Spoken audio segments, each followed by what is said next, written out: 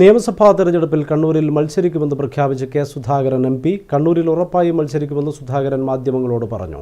110% മത്സരിക്കുമെന്നായിരുന്നു ആവർത്തിച്ചുള്ള ചോദ്യത്തിന് കെ സുധാകരന്റെ മറുപടി.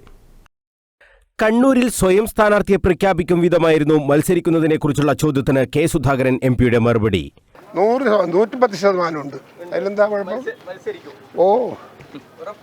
ഉറപ്പ്.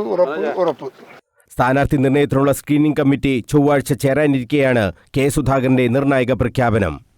കണ്ണൂരിൽ കെ സുധാകരൻ ഉണ്ടാവും. മത്സരിക്കും എന്ന് 3 വട്ടം പറഞ്ഞ് സ്ഥാനാർത്ഥിത്വം ഉറപ്പിക്കുകയാണ് സുധാകരൻ ചെയ്തത്. നേരത്തെ മത്സരിക്കാൻ താൽപ്പര്യമുണ്ട്, എല്ലാം ഹൈക്കമാൻഡ് തീരുമാനിക്കും എന്നായിരുന്നു സുധാകരൻ പറഞ്ഞിരുന്നത്. അവിടെ നിന്നാണ് സ്ഥാനാർത്ഥിത്വം ഉറപ്പിക്കുന്ന വിധത്തിൽ സുധാകരൻ പ്രതികരിച്ചത്.